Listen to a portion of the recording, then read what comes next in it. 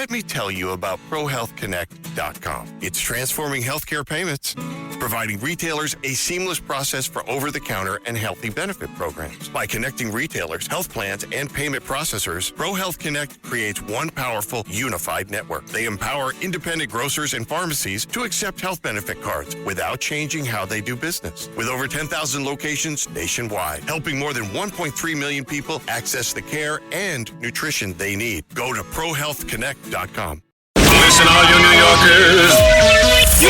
Taxi! Okay, we're looking around. This is the 77 WABC minicast. Joining us right now, we have John Fahey, the former acting director of ICE. Director Fahey, let's get to it. What do you make of what's going on in Newark? Well, first, I just want to say, one of the things you said, I think is so on point. There's no such thing as a moderate Democrat anymore. So anyone that ever believes it, you will be proven wrong after and have to bear the consequences.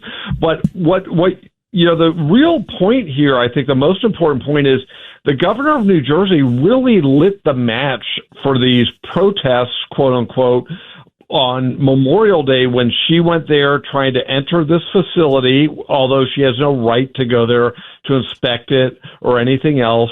And she has really set the stage for this. And now she's trying to act like she's sort of pushing back or supporting law enforcement or something like that. And it's so cynical because she could have prevented this at the beginning, but chose not to. And it would rather inflame the public, inflame the rioters. And you're right, there's no such thing.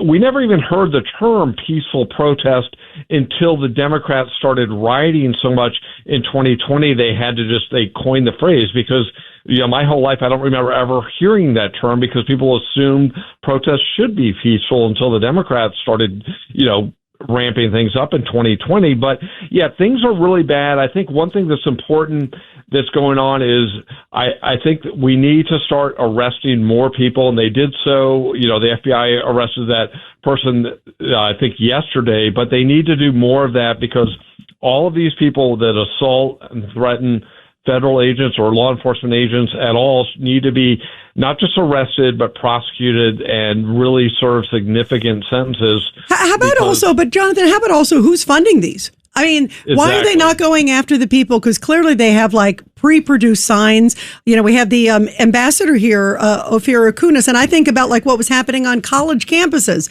and still happening with these Israel protests. They all seem to have the same sign. They have their little pup tents, and it seems to be the same thing that we're seeing also at Newark. And in fact, one of the guys arrested was from Portland. So, I mean, he's clearly, obviously not in town. It's a traveling show is what it is. Exactly. So why are they not going after the funders, to the judge's point? I think that they absolutely should go after the funders because not only are they funding, the, quote-unquote protests, but they know that they're funding violence because of the equipment they're giving them. Because if they were just giving them signs, okay, you can fund people and protest, that's fine. But they're giving them equipment, goggles, and all these things, knowing that they are funding confrontations with law enforcement, knowing that they're going to assault law enforcement, impede law enforcement. So there really is arguably a much bigger conspiracy where whoever's funding them, there's arguably criminal liability there, and also, if they're using these money or funds that they're raising for criminal activities, those funds could be seized. So I hope they are doing so. You always hear talk of people doing so, but it would be nice to see some, one of these really get run to the ground. And the more people you arrest among these protesters, the more likely they're going to want to cooperate because, you've got basically two types of federal criminal defendants. You have those that cooperate and those that wish they did.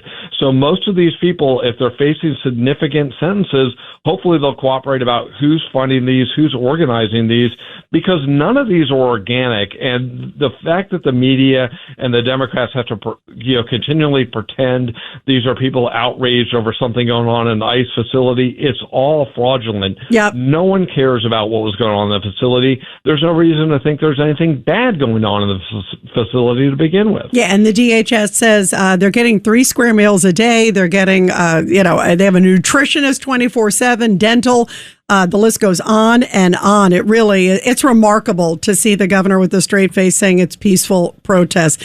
Jonathan Fahey, the former acting ICE director, thank you so much. Really great to have you here. Thank you for having me. In this 25th anniversary year of September 11th, the Tunnel to Towers Foundation continues to honor America's heroes. Heroes like Fire Lieutenant Michael Wells, who was inspired by 9/11 to serve his community. After 14 dedicated years of service, he lost his battle with occupational cancer, leaving behind his wife, Katie, and their 3 children. Tunnel to Towers honored Lieutenant Wells by paying off the family's mortgage in recognition of his sacrifices. Donate $11 monthly and amplify your impact with a car or land donation. Go to T2T.org.